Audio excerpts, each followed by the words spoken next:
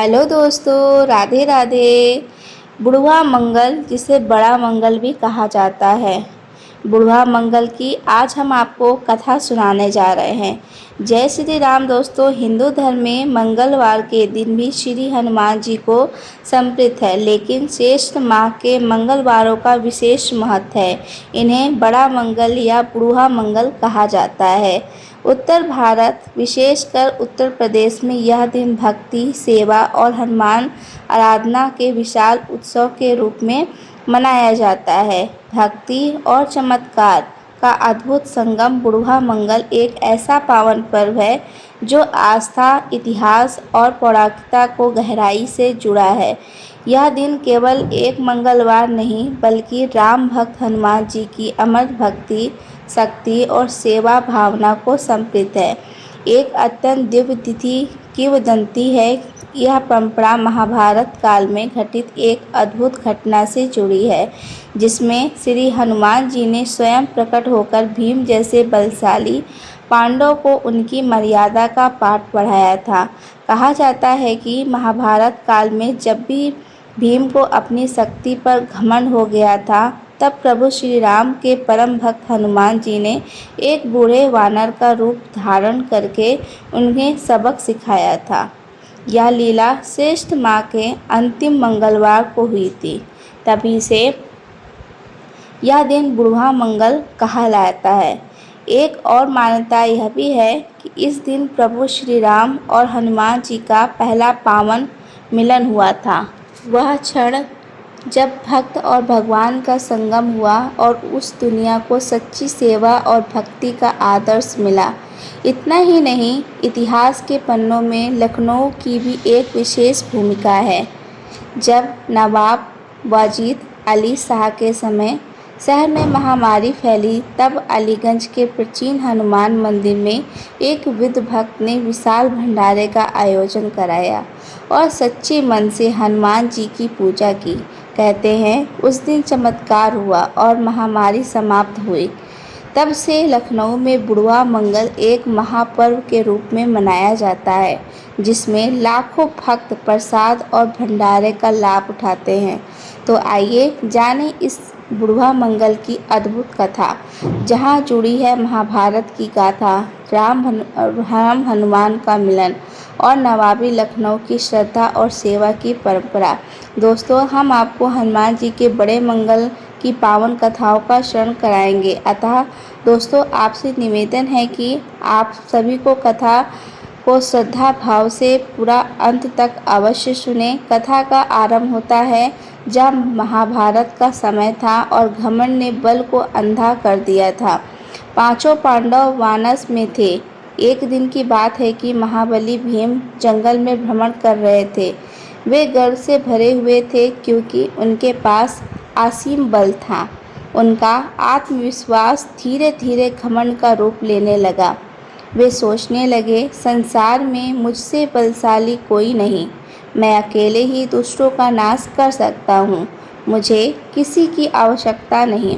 यह घमंड श्री हनुमान जी को स्वीकार न था, क्योंकि वे जानते थे कि घमंड विनाश का कारण बनता है और सच्चे योद्धा को विनम्रता और आभूषण की शोभा देता है। श्री राम के भक्त हनुमान जी ने भीम को सबक सिखाने का निश्चय किया। हनुमान जी ने एक बूढ़े और दुर्बल वानर का रूप धारण किया। वे एक संकरे वन मार्ग में अपनी पूंछ फैलाकर लेट गए और ऐसा प्रतीत करने लगे जैसे कोई थका हारा वृद्ध विश्राम कर रहा है।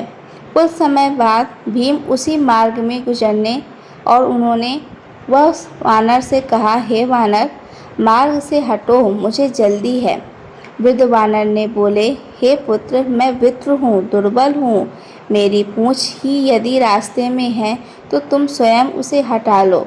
भीम को यह सुनकर क्रोध भी आया और अवसर भी उन्होंने सोचा, मैं तो गदा धारण करने वाला बलशाली भीम हूँ।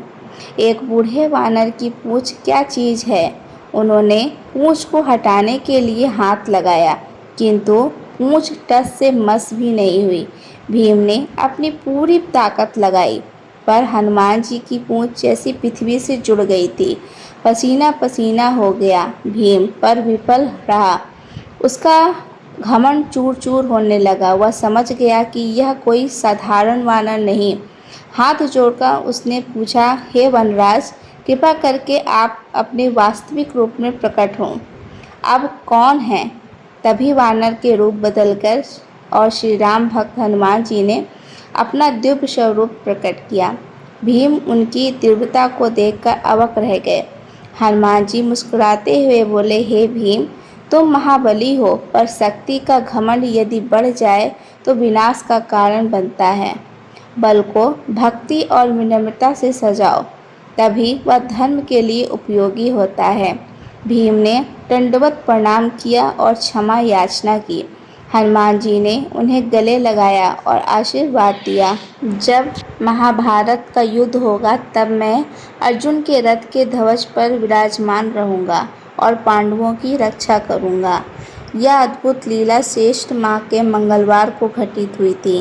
तभी से यह दिन बुढ़वा मंगल कहलाने लगा, क्योंकि हनुमान जी ने बूढ़े वानर के रूप में प्रकट होकर धर्म की रक्षा की थी। इसी दिन से यह मान्यता बन गई कि जो भक्त ज्येष्ठ मास के मंगलवार को हनुमान जी की सच्चे हृदय से पूजा करता है, उसे बल, बुद्धि और संकटों से मुक्ति मिलती है। दूसरी मान्यता है कि एक अन्य मान्यता के अनुसार श्री राम और हनुमान का प्रथम मिलन का यही वह दिन था जब हनुमान जी का प्रथम बार श्री राम से मिलन हुआ था। जब श्री राम लक्ष्मण सहित सीता को खोज में वन वन भटक रहे थे, तभी ऋषमुख पर्वत पर हनुमान जी ने पहली बार प्रभु को देखा और पहचान कर उनके शरणागत हुए। यह प्रेम, सेवा और समर्पण का शुभारंभ था और इसे भी बड़ा मंगल के रूप में स्मरण किया जाता है। बुढ़वा मंगल एक विशेष दिन होता है जो भाद्रपद महीने के अंतिम मंगलवार को मनाया जाता है। इस दिन श्री हनुमान जी की विशेष पूजा होती है और मान्यता है कि इस दिन जो भक्त हनुमान जी की सच्चे मन से आराधना करता है, उसे सारे कष्ट दूर हो जाते हैं, चाहे वो किसी भी उम्र का क्यों ना हो। इस पावन पर्व के पीछे एक अत्यंत रोचक और भावपूर्ण कथा जुड़ी हुई है। आइए सुनते हैं इस दिव्य दिन के पीछे छिपी वह अद्भुत और हृदय स्पर्शी कथा है, जो हमें भक्ति, विनम्रता और भगवान के प्रति समर्पण का अनमोल संदेश देती है। प्राचीन काल की बात है, जब भगवान श्री राम ने रावण का वध करके माता सीता को लंका से वापस अयोध्या ले जाकर राज तिलक कर लिया था, तब समस्त वानर सेना भी धीरे धीरे अपने स्थानों को लौटने लगी। हनुमान जी तो श्री राम की सेवा में ही रह गए, पर वनराज बलि का पुत्र अंगद और अन्य वानर अपनी राजधानी लौट गए। हनुमान जी को अब श्री राम की सेवा में स्थायी रूप से रहने का सौभाग्य प्राप्त हो गया था। एक दिन माता सीता ने श्री राम से कहा, प्रभु, हनुमान जी ने हमारे लिए तो कुछ भी किया है और अवर्णनीय है, हमें उन्हें कोई उपहार अवश्य देना चाहिए। श्री राम मुस्कुराए और बोले, हनुमान की भक्ति और निष्काम फिर भी तुम्हारा भाव उत्तम है, तुम कुछ विशेष दो। यह उस समय की बात है जब भगवान श्री राम ने रावण का वध कर माता सीता को लंका से मुक्त कराया और अयोध्या लौटकर राज्याभिषेक कराया। संपूर्ण अयोध्या दीपों से जगमगा रही थी और होल्लास आनंद वर्षों हो रही थी। श्री राम का वनवास समाप्त हो चुका था और सीता जी पुनः रानी के रूप में प्रतिष्ठित हुई थी। जब सब कुछ शांत हो गया तो वानर सेना धीरे धीरे विदा होने लगी। वनराज बोले, बलि का पुत्र अंगद, नल, नील, जगवंत और अन्य सभी योद्धा अपने अपने नगर लौटने लगे, पर एक थे जो कहीं नहीं गए, हनुमान जी। वे श्री राम के चरणों में ऐसे रम गए जैसे कि नदी सागर से मिलकर उसमें क्लीन हो जाते हैं। श्री राम के चरण की उनके लिए अब सब कुछ बन गए थे। एक दिन सीता जी ने श्री राम से कहा, नाथ, हनुमान जी ने जो कुछ हमारे लिए किया है वो तो देवताओं के लिए भी असंभव था। लंका जलाना, संजीवनी लाना, मेरी खोज करना, यह सब किसी साधारण जीव के वश की बात नहीं। मुझे लगता है हमें उन्हें कोई अमूल्य भेंट भी देनी चाहिए। श्री राम मुस्कुराते हुए सीते, हनुमान जी का प्रेम निरपेक्ष है। वह हम कुछ मांगते नहीं, पर यदि तुम्हारा भाव शुद्ध है तो उन्हें जो दोगी वह हृदय से स्वीकार करेंगे। माता सीता ने एक सुंदर मोतियों की माला बनाई। वह माला न सिर्फ कीमती थी, बल्कि उसमें प्रेम, आभार और वात्सल्य के भाव से भरे थे। सीता जी ने बड़े सम्मान के साथ वह माला हनुमान जी को भेंट की। हनुमान जी ने वह माला अपने हाथ में ली, आँखों से लगाई, फिर एक एक मोती को अपने दांत से काटने लगी। सभा में सभी स्तब्ध रह गए। लक्ष्मण जी ने आश्चर्य से पूछा, हनुमान जी, आप यह क्या कर रहे हैं? यह माता सीता की दी हुई माला है, आप इसे क्यों काट रहे हैं? हनुमान जी ने अत्यंत सरल भाव से उत्तर दिया, मैं देख रहा हूँ कि इन मोतियों में राम और सीता का नाम है या नहीं। यदि इनमें उनका नाम नहीं है तो यह मेरे लिए किसी काम का नहीं। यह सुनकर सभा में मौन छा गया। सभी की आंखों में श्रद्धा और आंसू आ गए। तभी किसी ने पूछा, तो हनुमान जी, आपके भीतर राम और सीता का नाम है क्या? हनुमान जी ने मुस्कुराकर अपना सीना चीर दिया, और क्या दृश्य दिखता था वह उनके हृदय में, रुधिर में, हर एक रोम में केवल राम और सीता ही बसते थे। राम का नाम तो उनकी आत्मा की नाड़ी बन चुका था। सभा में भक्ति की बाढ़ आ गई थी। वहाँ उपस्थित सभी लोग स्तब्ध रह गए। हनुमान जी की भक्ति केवल सेवा या शक्ति का प्रदर्शन नहीं थी, वह आत्मा और समर्पण थी। मान्यता है कि यह दिन, जब यह प्रसंग घटित हुआ था, भद्रपाश मास का अंतिम मंगलवार था। तभी से यह दिन बुढ़वा मंगल के नाम से प्रसिद्ध हो गया। इसका अर्थ सिर्फ बूढ़ों का मंगल नहीं, बल्कि यह संदेश है कि भक्ति कभी वृद्ध या युवा नहीं होती। कहते हैं, लखनऊ में नवाब वाजिद अली शाह के समय एक विकराल महामारी फैली। हर रोज़ मृत्यु का भय व्यस्त था। तब एक वृद्ध भक्त ने हनुमान जी की विशेष पूजा करके एक विशाल भंडारा कराया और सच्चे मन से प्रार्थना की। चमत्कार हुआ, महामारी थम गई। उसी दिन मंगलवार था और तभी से लखनऊ में इसे बुढ़वा मंगल के रूप में बड़े धूमधाम से मनाने लगे। बुढ़वा मंगल केवल एक व्रत या परंपरा नहीं, हम इसे सिखाता है कि भक्ति उम्र की मोहताज नहीं होती। सच्चा भक्त अपने स्वामी के बिना किसी दिखावे के समर्पण करता है। प्रभु का नाम ही सर्वोच्च आभूषण होता है। यदि हम भी हनुमान जी की इस निष्काम भाव से प्रभु की भक्ति करें तो हमारे जीवन की सारी कठिनाइयाँ मिट सकती हैं। इस बुढ़वा मंगल पर यह पढ़ लें कि मैं भी हर मंगलवार को हनुमान चालीसा पढ़ूंगा, प्रभु का नाम जपूंगा और बिना किसी अहंकार से सेवा करूंगा। जय श्री राम। जब बजरंग बली बुढ़वा मंगल की मंगलमय शुभकामनाएं। अब कथा आती है बुढ़वा मंगल की ओर। श्री राम के पृथ्वी से प्रस्थान के बहुत वर्षों बाद कलयुग का समय आया। सभी देवी देवता अपने लोक में चले गए, परंतु हनुमान जी अमर थे। चिरजीवी से वे पृथ्वी पर भक्तों की रक्षा के लिए विचरण करते थे। एक बार की बात है कि काशी नगरी में एक बूढ़ा ब्राह्मण हनुमान जी का परम भक्त था।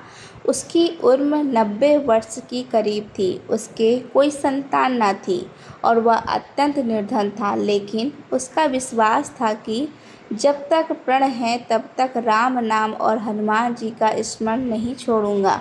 वह हर मंगलवार को गंगा स्नान करता, हनुमान मंदिर में दीप जलाता और प्रसाद चढ़ाता।